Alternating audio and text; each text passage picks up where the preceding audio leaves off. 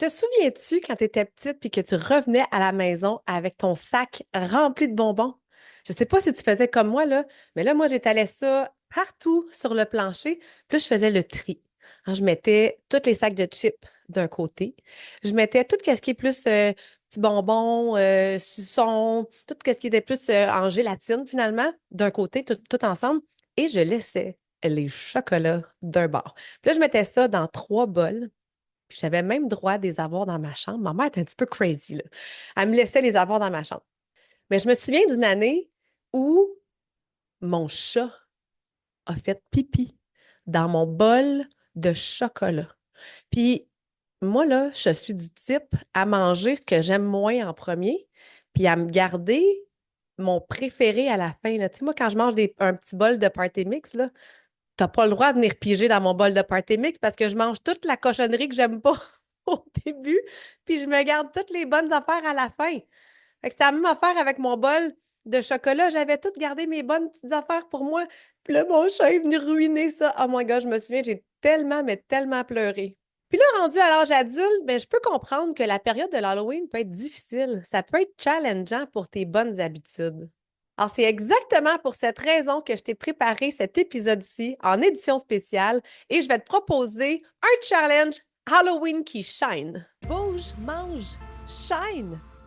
C'est juste ça le secret.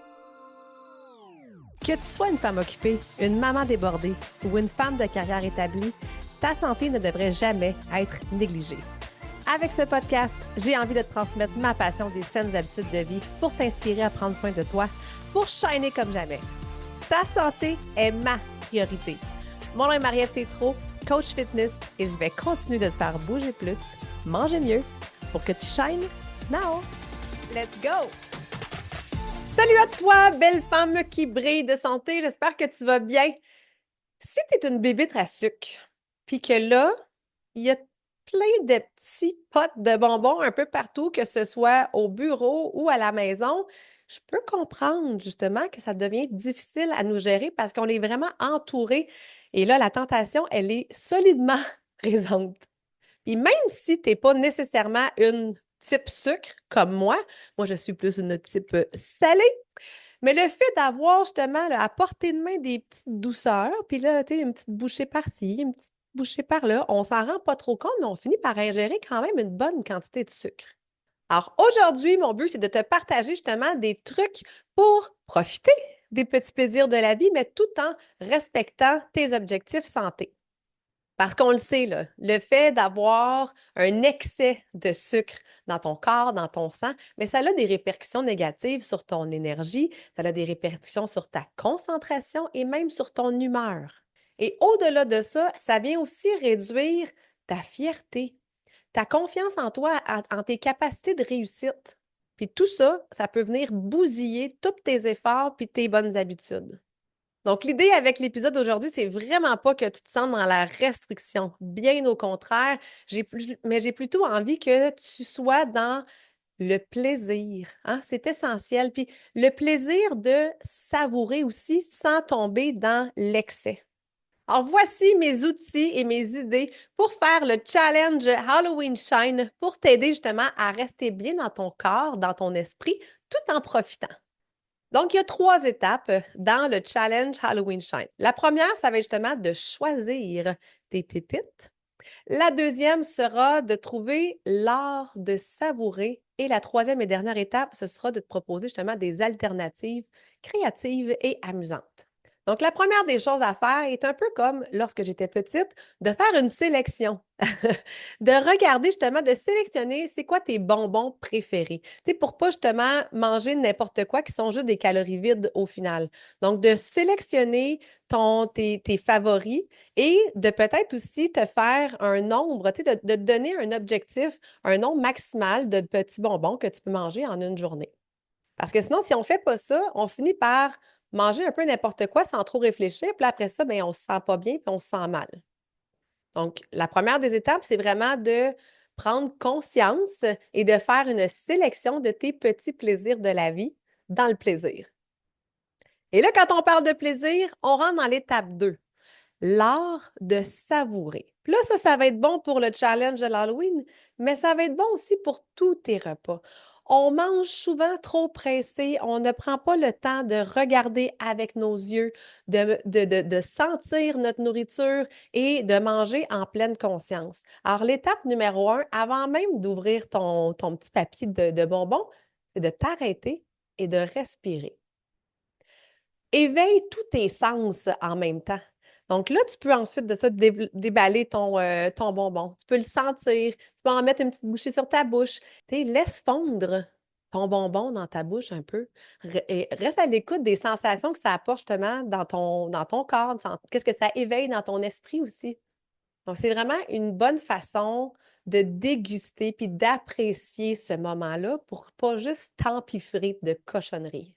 Et la troisième étape du challenge Halloween Shine, c'est vraiment de te proposer aussi des alternatives. Donc, il existe une panoplie de recettes, de collations saines, de desserts sains qui sont amusants là, à manger. Tu sais, à la place justement d'aller manger une petite barre aéro, pourquoi ne pas savourer un bon carré de chocolat noir?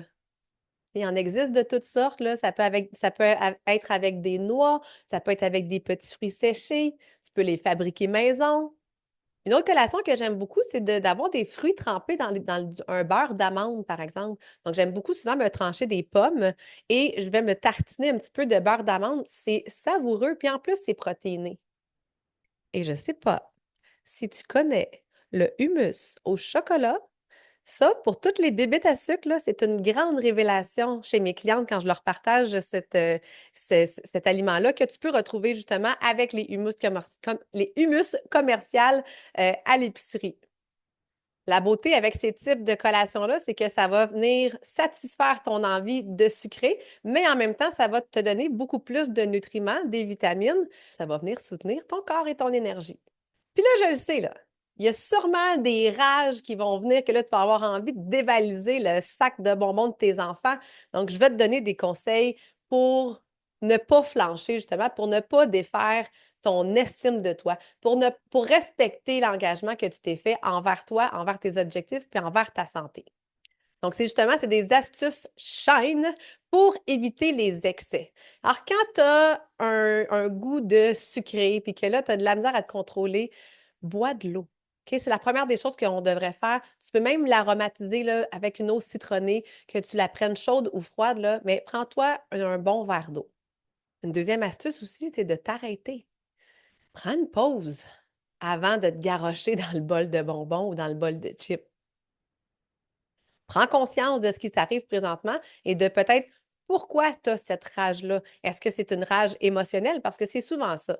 On a peut-être un petit sentiment, un stress, une colère, une tristesse, et là, on veut transférer ce besoin-là de se récompenser, de se réconforter par la nourriture.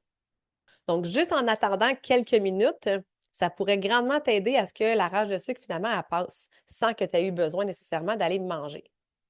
Puis un autre truc là, que moi, je fais souvent quand j'ai des rages de chips ou un rage de verre de vin ou un rage de chocolat, c'est de m'occuper les mains. Occupe ton esprit à faire autre chose. Va marcher, va lire, va prendre l'air, va faire un entraînement ou un stretch.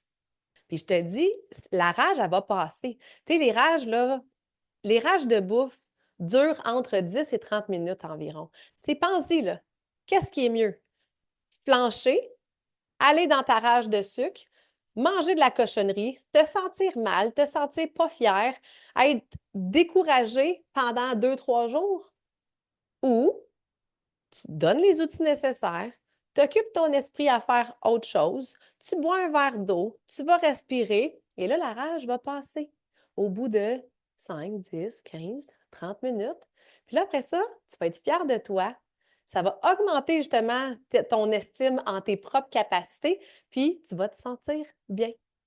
Donc, je t'encourage à me partager tes astuces ou à me partager les photos justement de ta sélection de bonbons dans mon groupe Facebook. Si tu ne l'as pas déjà rejoint, Bouge m'enchaîne. On va s'entraider au cours des prochains jours là, pour ne pas flancher et vider les sacs de bonbons de nos enfants.